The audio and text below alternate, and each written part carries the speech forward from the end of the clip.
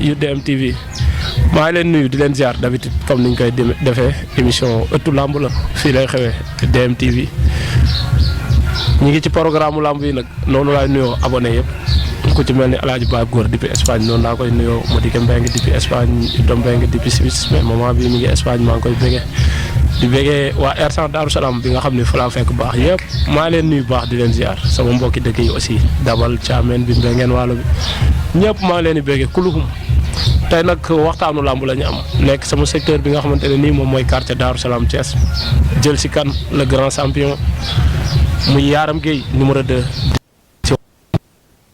kii bay ay waar parce que assisté nañ ko assisté ti ko ci mbapat yi mi ngi bay waaram léeg-léeg mu dégg mbapat dem léeg-léeg mu am gàllankoor du dem mais mi ngi ciy bay waar côté entraînement aussi mi ngi ci comme ni mu waree nekk ndaanaan ci ñaari côté nag parce que buñ nekkan mooy sa nijaay ñu ni Yaram Gueye numéro 1 bu Rock Énergie nga xam ni moo sànci Rock Énergie bi roi des arènes nekk tey muy Modou Lo moom ak Khadim Gadiaga ñu ngi leen di nuyu au passage di nuyu kulu rek kuy lutteur bu nekk parcelle monde lamb yëpp ñu ngi leen nuyu bu baax a baax di nuyu aussi waa Darou Salam surtout ñi nga xam ne ñoo fi nekkoon démb ci wàllu lamb ku ci mel ni Dame photographe maa ngi koy nuyu bu baax a baax defe naa ni ñi dalal lutteuru Darou Salam yi ci lañ bokk ak ñi nga xamante ni ñoom ñooy v bokkoon ci encadrement bi ñoom góor mag ndaanaan ya fi nekkoon aussi ku ci mel ni ñoom Belende ñoom Sikori ñoom Aziz Mbaye ñoom Tonnerre Baye Sey ñoom Am ñoom Talibé Cheikh nuyu naa ñëpp ziar ñëpp ba ci ñoom Miti Zos ñëpp maa ngi leen di nuyu bu baax a baax di leen ziar ba tey xale yi nekk fi ku ci mel ni ñoom Lagrosa ngi fi ñoom Songu maa ngi fi ñoom ndaanaan bi Yaram Gueye ñi ngi fi nuyu ñëpp côté séance entraînement yi aussi ñi ci nekk ku ci mel ni ñoom Ali Gueye ak ñoom Modou Gaz ñëpp ñi ngi leen di nuyu di leen ziar bu baax a baax di leen jox seen wàccuwaay noonu laay joxe ki nga xamante ni moom mooy ndaanaan bi mu nuyoo ñu doog a tàbbi ci waxtaanu ëttu lamb Yaram Gueye ñu ngi lay nuyu. lay fay waa même ñu lay ziara. yëkkatil micro bi nga wax. maa ngi nuyu sama ñaari waajur sama yaay ak sama papa président aéroport yu taximaan yi maa ngi koy nuyu bu baax am ma fayam damay jàppale maa ngi nuyu sama ndeyaay Yaram Gueye ak sama maam Madou Khoule yaa na ko yàlla xare àjjana maa ngi koy nuyu bu baax di nuyu sama sëriñ Babacar yaa na ko yàlla defal jàmm di nuyu waa Darou Salam gépp di nuyu Thiès di nuyu Parcelles Gama xamee bëre di nuyu Belende maa ngi koy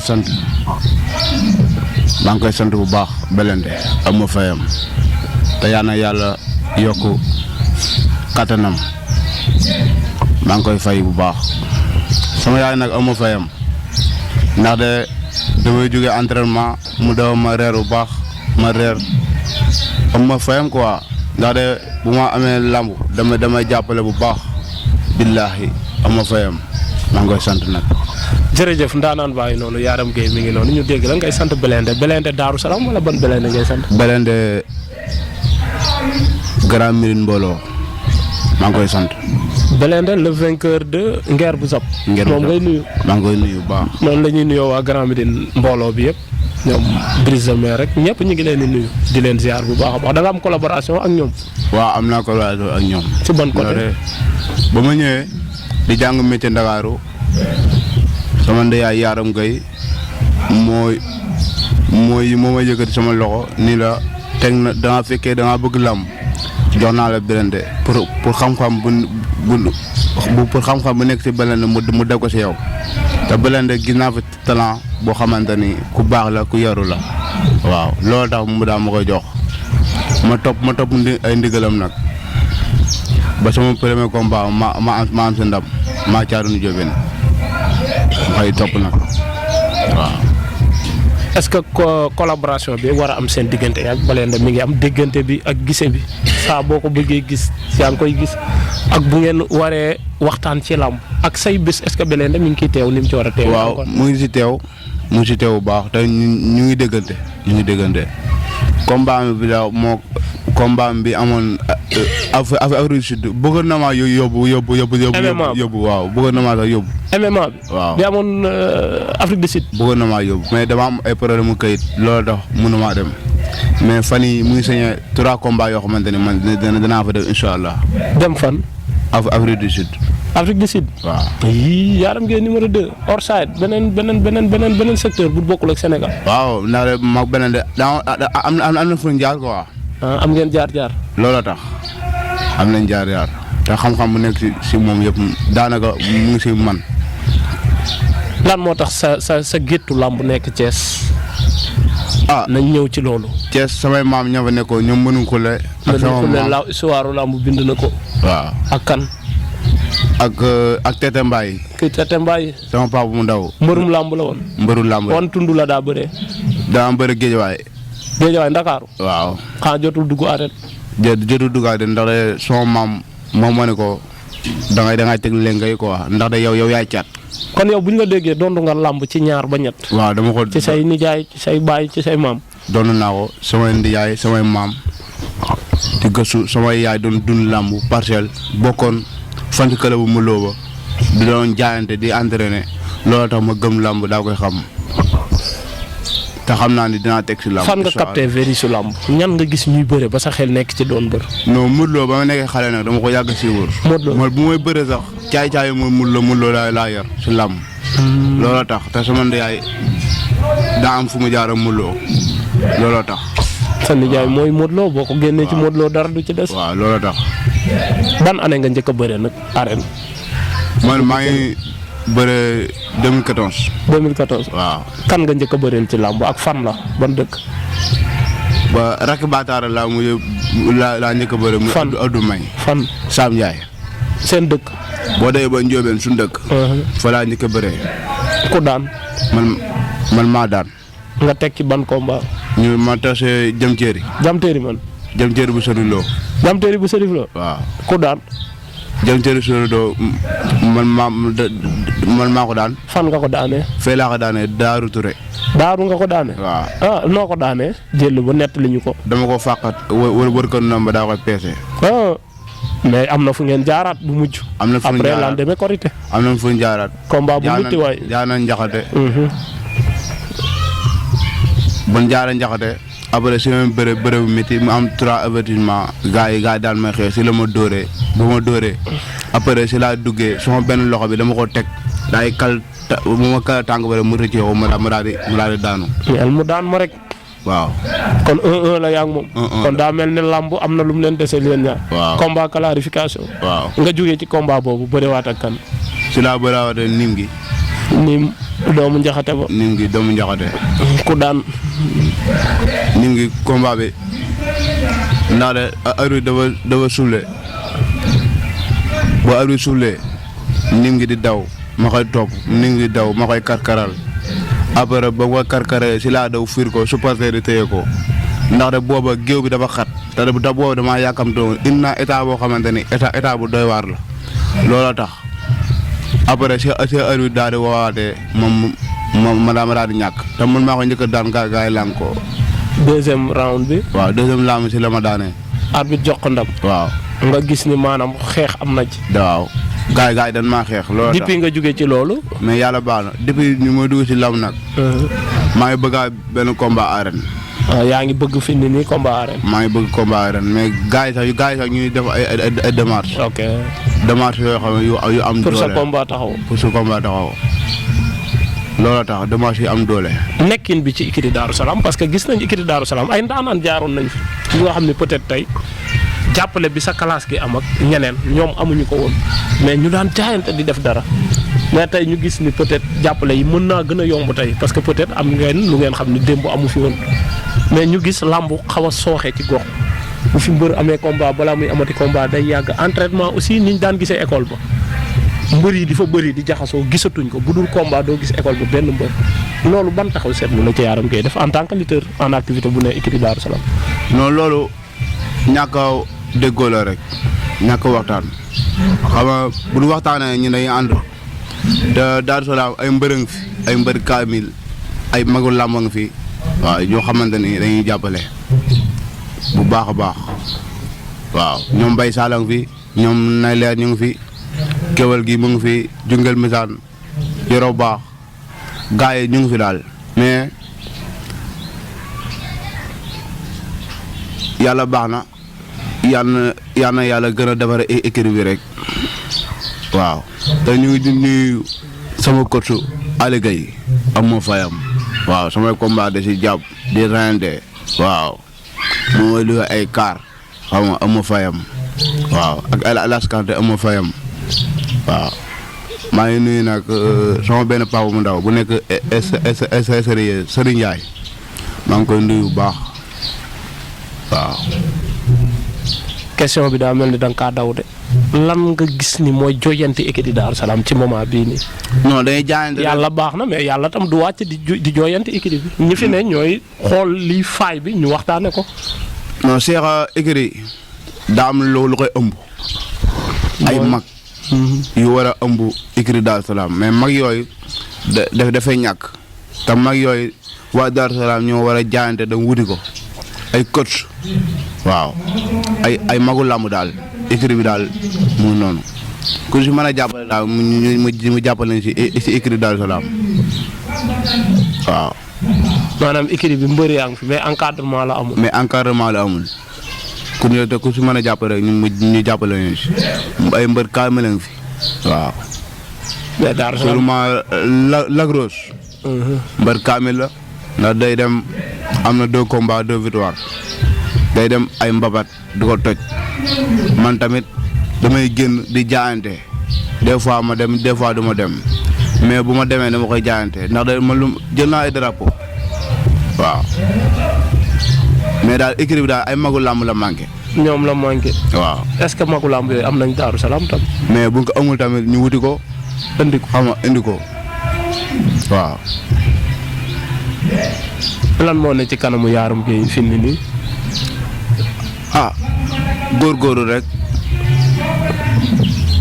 waaw entraîné gëm sa bopp xam nga teel a tëdd di rey cere yow yaa am gën a xam man nag bëgg naa combat arène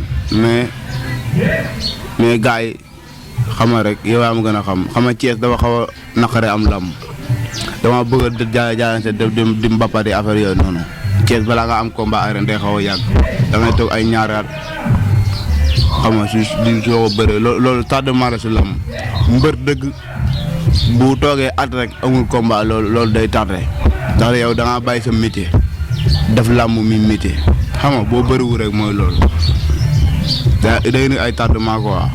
mais est-ce que bi nga jugee ci sa combat ak ñoom gi ba léegi devoir bi muy entraînement respecté ko est-ce que yaa ngi ci aussi. waaw ñu ngi liggéey lu mu liggéey rek ñu xeebuñu ko ñu ngi liggéey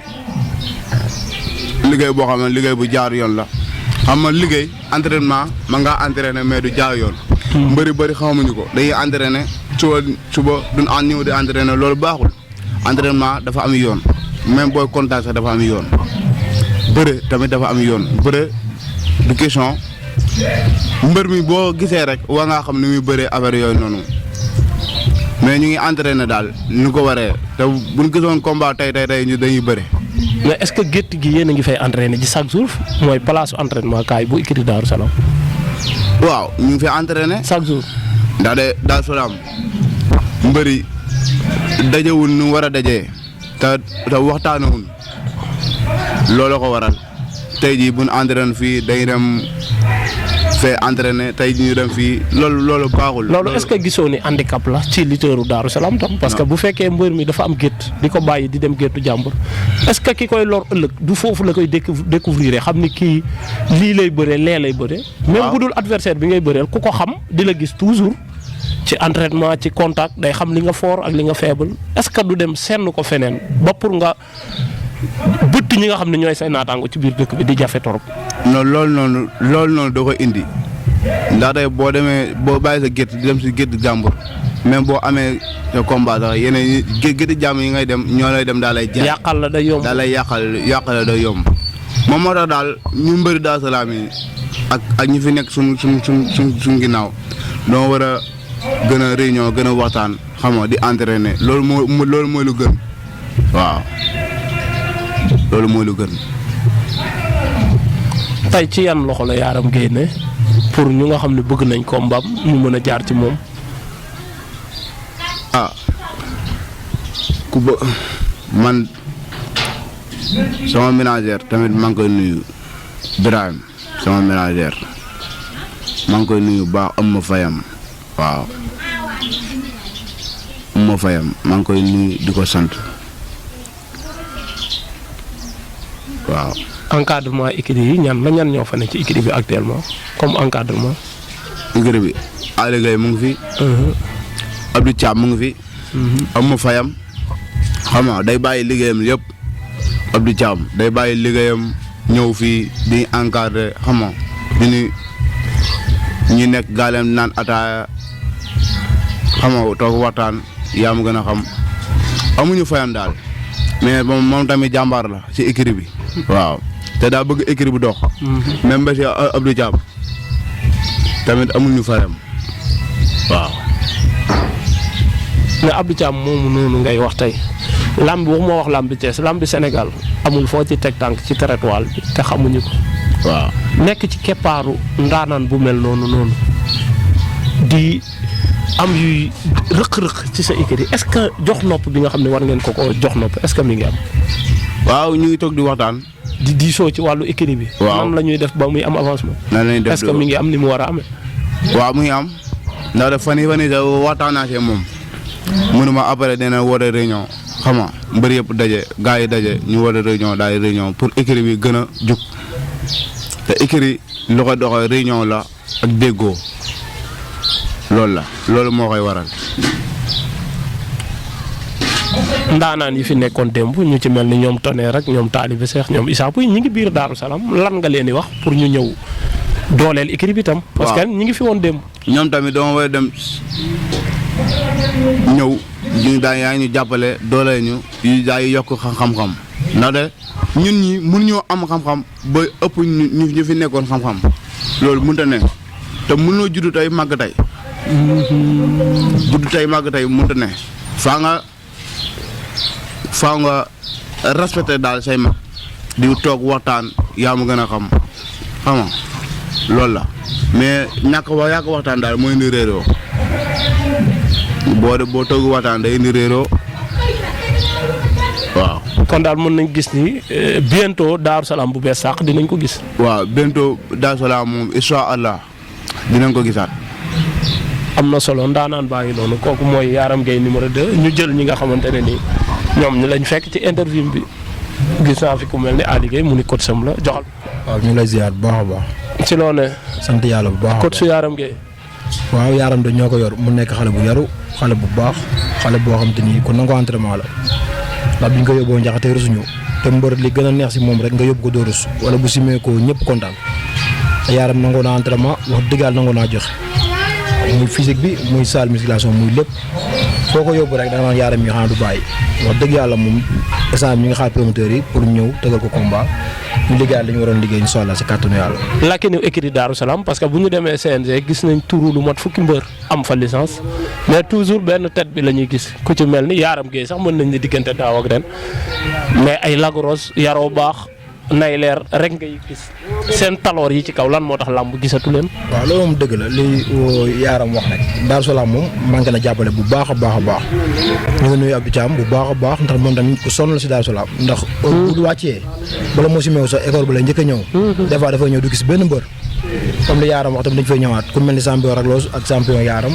ak ñeneen ak ñeneen ñoo xam te ni bu ma sañoon équipe bi la ñu entraînement chaque jour ñun duñu ay mbër duñu ay dara ay kosu lañ tamit ànd ak ñoom bëgg sport mu nekk si ñun fu ñuy entraînement ñu xam ko dañu fay fekk waaye bëgguñu ñu dem beneen équipe di fa entraînement ñooñu di xam seen faay ëllëg di leen laaj di bëree ñoom di leen daan suñu gàcce la ndax deret mooy sot te yaakaar naa ki nga àndal chaque jour buy bëree day mel ni ko bokkal nday bàyyi mooy bëri man nag maa ngi woo Issa Pouye di woo Belene bu kees di woo Talibé Cheikh di woo gaa yëpp pour ñu jàppale Daaru Salaam ëmb leen ndax ku mel ne champion Lac Rose instant bi lañ fi dese koo xamante ni leer na man làmb bu ñu koy duñu rus comme li ma wax si moom yaaram rek laay wax si moom Lac Rose foo ko yóbbu entraînement muy physique bi muy bëre bi lépp du bàyyi te day liggéey boo wàcc sonn nga ni kii bu demee entraînement dafa def daal te bu demee entraînement la gën a mën a joxe kon ñu ngi bëgg promoteur yi ñu gaaw ñëw ku mel ne Sidi Diakhaté tamit suñu mag suñu garant suñu lépp ñu ngi ñaan yàlla mu ñëw Darou Salaam tëgg mbër yi fa nekk champion yi fa nekk ndax amuñu ku dul ñoom te Darou Salaam la ñu am moom la ñu tiitaloo te Darou Salaam ñooy tax ñu seetaan làmb ñu bëgg nañ làmb nag trop waaye buñ sañoon suñu mbër di bëre ñu dem di leen seetaan wax dëgg ñu dégg ndaanaan bi Yaram Gueye mu wax léegi lu mel ne réunion ñu mën ko woowee assemblée générale est-ce que encadrement écrit yi ñu ngi ciy xalaat comme ni mu ko waxee nii. waaw loolu moom ñu ngi si moom ndax maa ngi di waxtaan ak Thiam ak yow ku mel ni Pape te ñu lay nuyu bu baax a baax di nuyu Dame di nuyu Djibi DRMé di nuyu Ma Abdou di la nuyu bu baax a baax ndax tamit Darou Salaam manqué wuñu kenn ki nga xam ne xam na làmb buñ tuddee Abdou Thiam rek lépp jeex wante waa nañu tudd Pape Meng ñoo xam ne si làmb la ñuy xëy si làmb la ñuy wàcc mbër bu ñu la wax bàyyil mbër bu ñu la wax jëlal kon ñooñu boo amee waroo tiit dara si làmb Raglos tamit ñu am ko fi koo xam te ni carrément mosuñu koo yóbbu si benn làmb di xalaat Raglos di arrière mos sa am kon champion yi bu ñu leen amee dana war a mën a fonk ndax làmb xale moo koy def ku mel ne Raglos mi carrément ça la fu mu simee ko ñu xam ne liggéey na kon boo amee benn lutteur boo xam te ni kenn la sax comme li nga wax dañ koo war a mën a encadrer bu baax a baax puus ko may ko loxo mu dem ndax Darou Salaam instant moom wax dëgg yàlla bu du Raglos mi amuñ champion bu ñu mën a wax te Darou Salaam Raglos bu fi jóge woon ñaan ma ko yàlla mu fay ndax amul beneen lutteur buy bëre bu du Raglos mii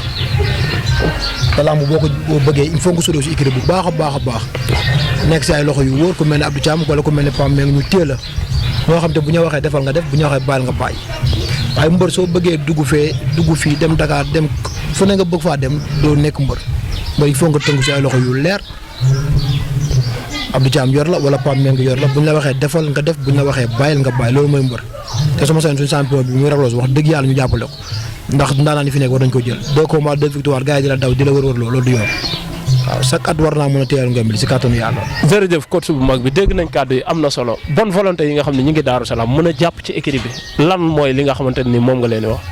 waaw pour ñu ñëw jàpp dama bëgg ñu gaaw ñëw rek tey yàlla dogal na bu émission bi jeexee li si mënte am muy tey muy suba nañ ci dox nañ ci wax muy Issa Pouye maa ngi koy gis chaque jour belee maa ngi koy gis donc bu ñu ñëw sax di contact ak booy sax jar na chaque lundi ak mardi ak mercredi ñu ñëw jëmbal booy bu dee 2 jours sax ci weekend bi ñu koy assister entraînement defal lii Raglos defal lii ndax Raglos bu amee ndam Darou Salaam gépp la koy indil donc mooy bëri nag mooy jànkaloo lu ne waaye bu daanee Darou Salaam gépp ñoo daan bu kontaanee Darou Salaam gépp a kontaan ndax Raglos ñu yóbbu ko donc mu daan dafa neex ndax Darou Salaam amoon na champion yi fi nekk yoo xamante ni carrément macha allah ay am ay Belende ay Issa Pouye Abdou Thiam mii miti wax dëgg yàlla ak ndam si yàlla si Réal ñu ngi koy ñaanal yàlla yërëm ko xaare ko àjjana wax dëgg yàlla bëri woon ay champion yoo xamante ni carrément fu ñu demee ñu ni waa Darou Salaam fu ñu demee ñu ni waa Darou Salaam dugg ci na jërëjëf ndaanaan baa ngi noonu kooku Lac Rose la doomu Darou Salaam bi borom 2 combats 2 victoires yi toj mbapat encore di ndaanaan di wane jom fu la fayda ak ndaanaan ci biir làmb macha allah Lac Rose ñu ngi lay nuyu.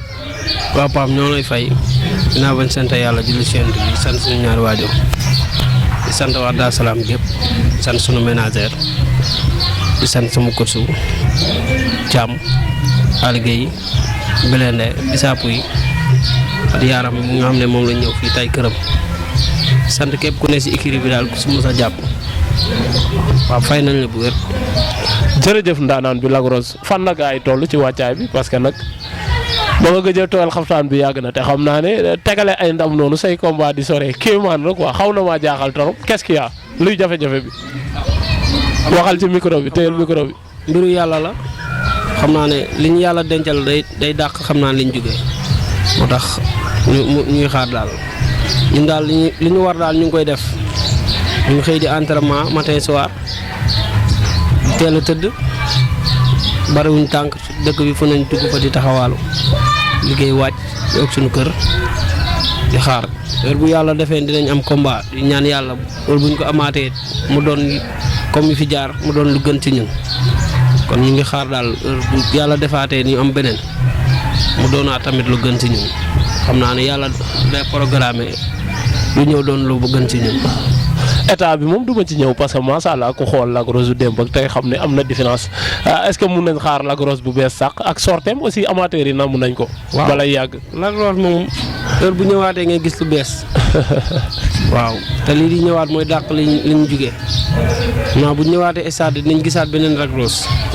ci xeex bi wala ci bëre bi encore. ci bëre bi ci état bi lépp ndax ñu ngi liggéey tooxaanuñu ñun daray caaxaan nekkuñ ci liggéey la ñu xam wàcc sangu tëdd dem entraînement ñëw toog bëre moom yàlla defal nañu kon mën nañ koo pare xeex moom dañ koy juddu kon man amuñu dara loo xam ne te ñun dañoo am ñu encadré yoo xam ne kon su la ñu yóbboo yow nga daanu ci erreur rek kon yow da ngaa yeb ña la yóbbu ñun waruñoo def erreur ci làmb dañoo jàng bëre nekk ak ay ndaanaan ci équipe bi ñu teg ñu lu metti ñu tegoo ko muñ waaw ndax ñàkk jariñu lañ wax kon ñun ñàkk dañ ko war a jariñu ci làmb ji.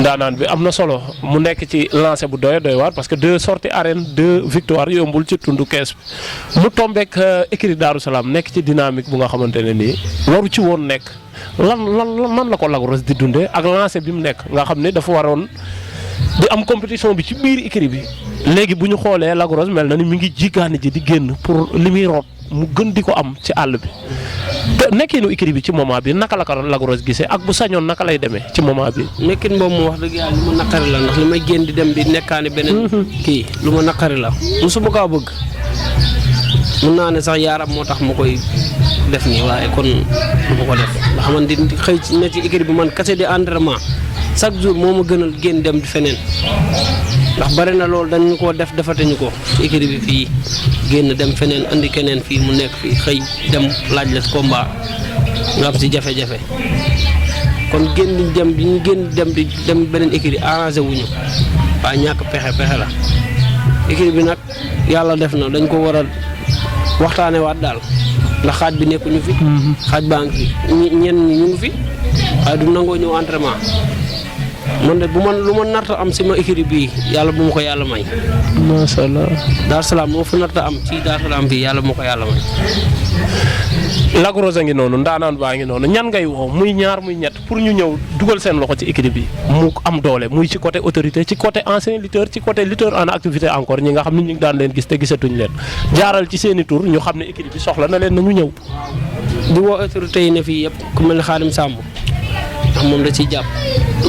ku mel ne Sayar kooku moom du ma ko woo ndax daa bokk ci man ndax lu ne la may defal. luy jaaxal waaw ndax barki Demba Ndiaye lañ mujjee tase mu ne ma war nañu waxtaan te waxtaan ak moom ci écurie bi laa bëgg ñu waxtaan nu ñu def ba jëmbale ñu nu ñu def ba suñu écurie bi waaw nu ñu def ba suñu écurie bi ñëpp ñu am suuf su doy boo xam ne fi la ñu mën a entraînement ba duñ jéggaani dara kon ñoom maa ngi leen di woo bu baax a baax ñu ñëw jàpp ci écurie bi.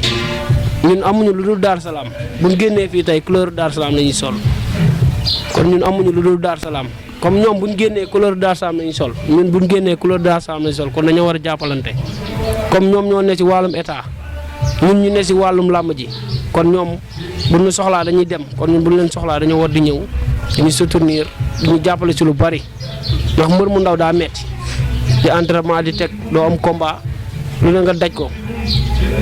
xam nga da ngay dem ba mujj a xaadi sa waaye yàlla baax na li si kanam mooy dàq daal di leen woo ñoom ñëpp ñu ñëw jàpp ci combat bi képp ku nekk Daaru Salaam te dégg samay kàddu man Lac Rose maa ngi lay woo nga ñëw jàpp ci écurie bi jàppale booy ci écurie bi ndax ay ndaanaan doo nga fi ne. jërëjëf ndaanaan baa ngi noonu muy borom xam-xam bu mag ci wàllu làmb rawatina région de Thiès fu làmb taxawee rek ci région de Thiès bi mi ngi fay teg tànkam ci xelam aussi ci xalaatam ci alalam. ci côté yëpp macha allah ñu koy jaajëfal bu baax a baax di ko ñaanal yàlla jàmm sutura tawféex métti maa lay nuyu doom day.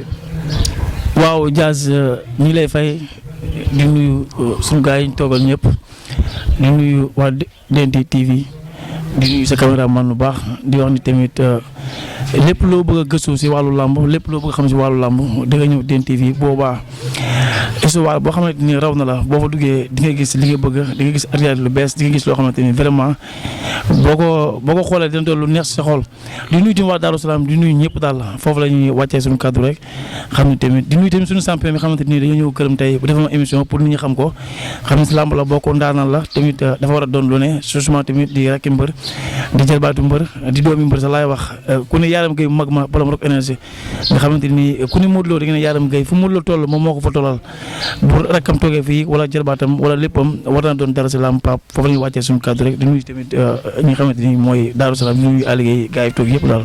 jërëjëf ndaanaan bàyyi noonu doomu Daaru Salaam bàyyi noonu defe naa ni li mu def ci làmb écrit Daaru Salaam mbër defagu ko fa kii moo daan Franc Ndiago ba ca Cité Senghor tegale bàcc seeraas ak jeex jàmm bëri kii samedi daan ko Cité Senghor xëy dimanche bëri si ci tund Daaru Salaam bi am fa ndam defe naa ni mbër tegaleegul ñaari avance samedi ak dimanche miti ci écrit Daaru Salaam ndaanaan bàyyi noonu miti tey ñu ñëw ci Daaru Salaam jël si ci sa gétt mbër muy Yaram Gueye donte ndaw la mi ngi def performance bu doy war mais découvrir nañ la ku ci mel ne Ali Gueye découvrir aussi Lac Rose muy ndaanaan ne ci 2 combats 2 victoires première corde sorteem biñ ko gisee moom ak Boy Jogo tàkkusaan ba timis la ko duma keroog arbitre yaa tas lamb ja jox ko ndam bërki démb moog Zarko bu tey waawoon defe naa ni Zarko xaar na xeex mu ñëw jàpp tànk ba dëj ko muy baat ak tontu mu mel ni xam-xam baa ngi Daaru Salaam kon ci côté xeex ci côté bëree mais lan mooy lakin bi métti un grand technicien.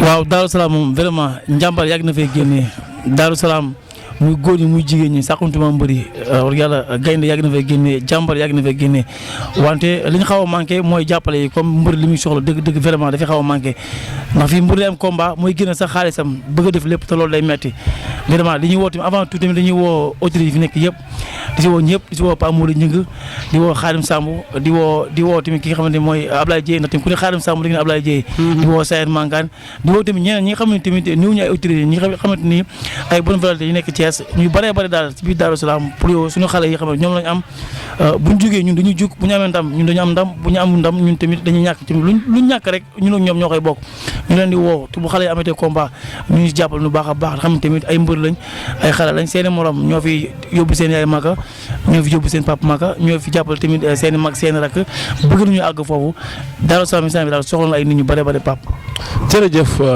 ndaanaan bi mu mel ni question bi ma amoon ak Ali Gueye léegi dinaa ci ñëwaat ak yow mu mel ni écurie Daaru Salaam am na ay taloor ku ci mel ni jinjeer ji lambu Thiès mi ngi ci seen xel ku ci mel ni Laay Dakar gi aussi ba ci ñoom bàcc song ba mais gisatuñ ñuy def ay sorties du ci image wu lamb du ci rajo wu lamb du ci groupe WhatsApp bu lamb ci région de Thiès bi du ci ay montage u combat tey bu ñuy wax écurie Daaru Salaam mën naa ni diggante daaw ak daaw jeeg Lac Rose ngay wax lakin boobu lan la ak écurie Daaru Salaam.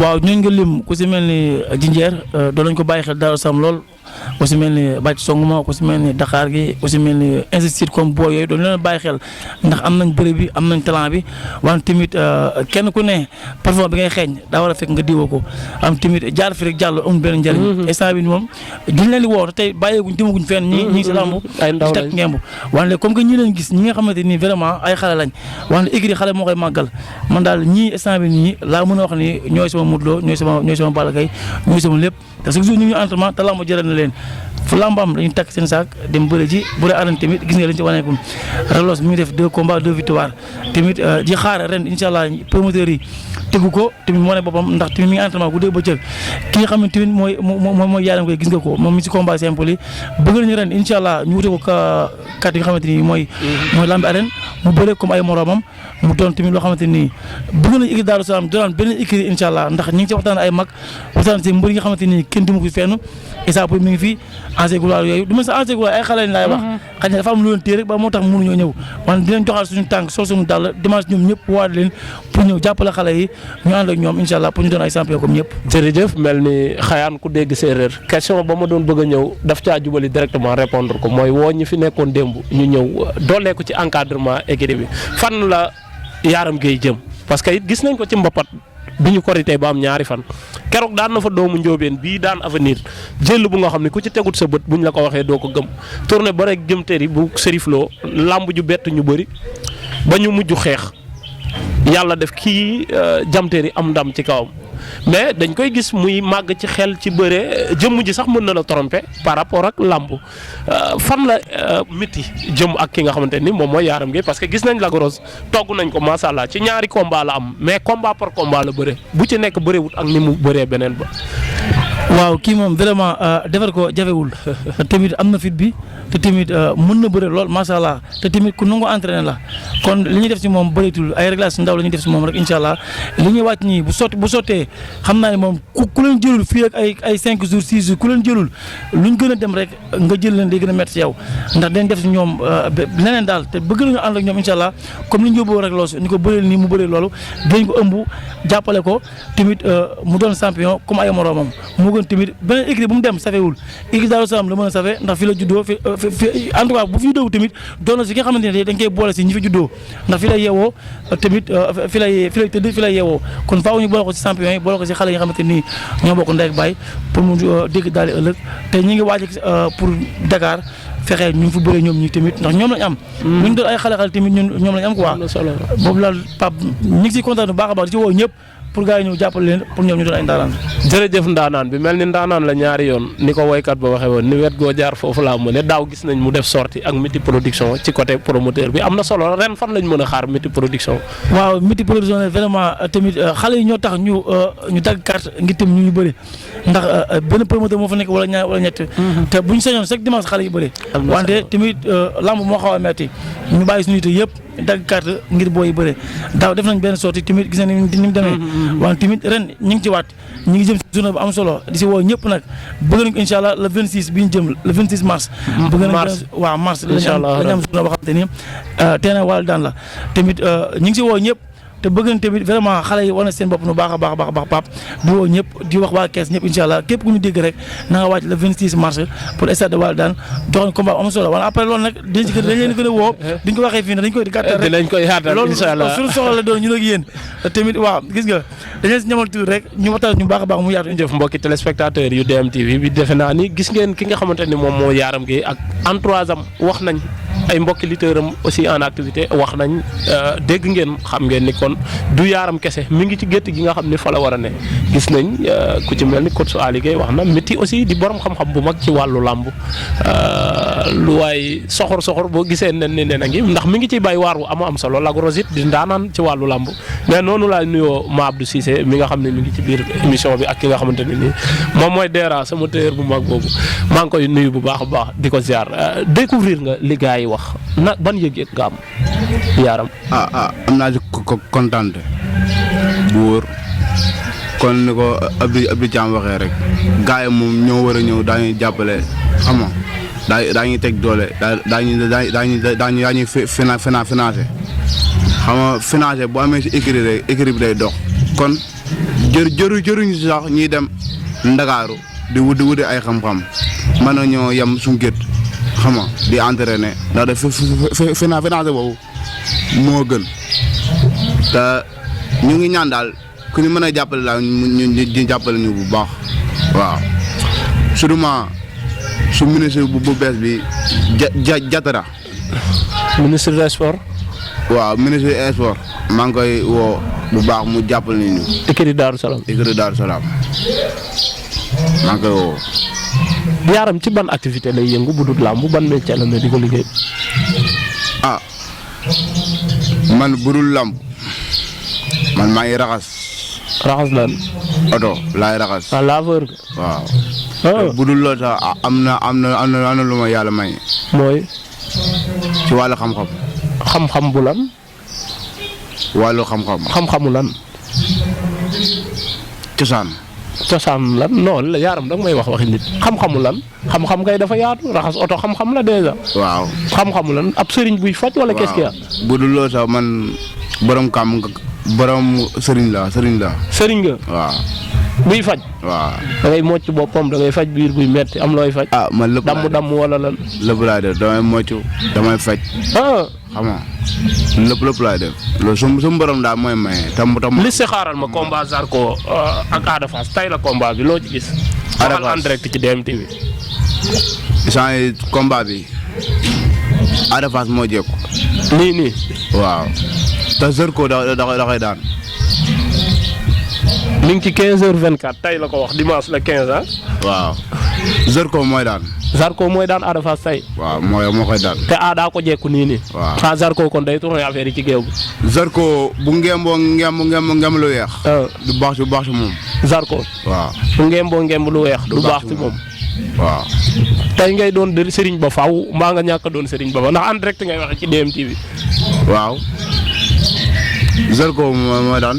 Zarko mooy daan. waaw loolu la sëñ Yaaram wax. waaw Serigne beeg làmb ji moom nu muy demee doon Serigne doon mbërum làmb. non loolu man xale la xam nga te sama rawaan xale la te sama rawaan daa bëgg bëre te ñun bu dul loolu sax ñun doon mën a bëre te bu dul loolu sax am na lu suñu borom may dañu koy def. ci kaal bii la ne ma laal. waaw boo ma bëggul nga laale doo laal. waaye bëggal ma laal. non bul laal. waaye bëggal ma laal waay. bul laal daanaka laal bul na. laal. booy laal muy suppaliku. buy laal. muy suppaliku jaar. kon de bàyyil ma bañal man jaan sama yaram ñi meew. waaw booy laal muy suppaliku. yaar mbër dëgg lan la war a liggéey. non mbër. wóotal liggéey maçon. wóotal liggéey mécanicien. mbër daa war a jaay yàpp.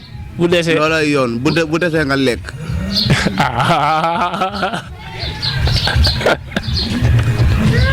te mbër soos war a koo xeeñ. mbër dëgg soos war a koo xeeñ te mbër daa war a yor daal cara la war a sol mbër dëgg.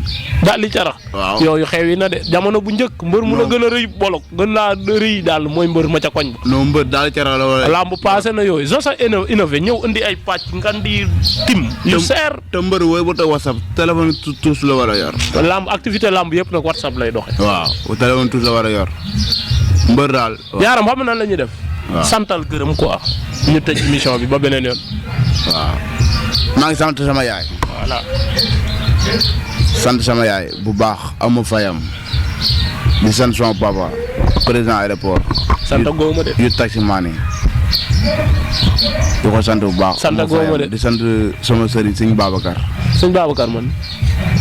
sëñ Babacar. sëñ Babacar man. mu tawaan. si.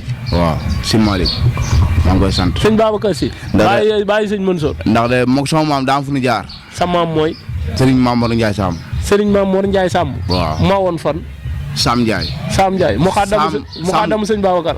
Sam nga nekk màkk moom la indi fii. muy Sam Ndiaye moom la ñu dippee Sam Ndiaye. moom la ñu dippee Sam Ndiaye. Sam boo demee màkk am na Sam. yaaram nee ma naam direct laay waxee. yaaram ba mu wuyu ma wax yow maam foog ñu am beneen émission ak yow parce que yow histoire nga ci Sénégal mbërum làmb nga sëriñ nga sa maam moo sanc Sam Ndiaye ñu dippee Sam Ndiaye googu Sam nga ca màgg loolu émission lay laaj à part continuer sant gërëm ñu tëj émission bi ba beneen yoon. waaw maa ngi gërëm sama yaay bu baax sama papa président aéroport yu taximaan yi di nuyu ñu may jàppale di nuyu Yaaram Gueye Belende amu fayam Ali Gueye sama coach maa ngi nuyu Abdou Thiam maa ngi nuyu Lagros Pameng amu fayam baram ñaari soxna yi. lim leen. amu fayam lim leen wala boo ñëwatee doo toog kër gi. maa ngi koy amu fayam. kan. mu di jaxade. akan. amu fayam waaw. akan. ab bindu soy. na gaaw de waa rek doon baram ceeb bu neex bi. moo gën mi ngi noonu. amu fayam. doxal rendez-vous gars yi kañ nag amateurs yi la namm di la laaj rendez-vous bi kañ nga leen. su di jaxade nag man maa ko wax mu tëggal waa Darou Salaam mu njaay ñu tëggal mu daañuy gerte waa Darou Salaam nag dañoo sonn de dañuy entraîné duñu am combat dañoo sonn waaw dama bëgg daal ñu gerte ñu tëggal ñu doomu Darou Salaam ñu bëre xam nga ñun moom suñu yaram moom toujours day tàng te bu tàngee moom li ci lépp lañuy këpp démb rek suñu reer bi dama ko këpp ndax dama tàng ba xalangu ba këpp reer bi waaw. jërëjëf Yaaram Gueye ngi noonu ndaanaan baa ngi noonu doomu Darou Salaam baa ngi noonu dégg nañ ko découvrir fi Ali Gueye métti ak ki nga xamante ni moom mooy Lagros ndaanaan bi nuyu ma Abdou Cissé ni ma ko waxee woon léegi ak Dera sama téyër bu mag boobu noonu laay nuyoo ñi nga xam ne ñoom ñooy abonné yu DMTV yi yëpp Alaaji Baab Góor du ma ko taay di wax noonu laa koy nuyoo depuis Espagne Ibrahima Mbengue depuis Suisse Madické Mbengue depuis Espagne Serigne Mbengue depuis Espagne Tamsir Mbengue depuis Espagne sama mbokk caameen yi Mbengeen Waalo dabal bi aussi Nguer maa ngi leen di béggee bu baax a baax di nuyu sama mbokki bopp R100 Darou Salam aw ma seen fay maa ngi leen di béggee di leen jox rendez-vous beneen yoon ci beneen daanaan ak émission Ëttu Lamb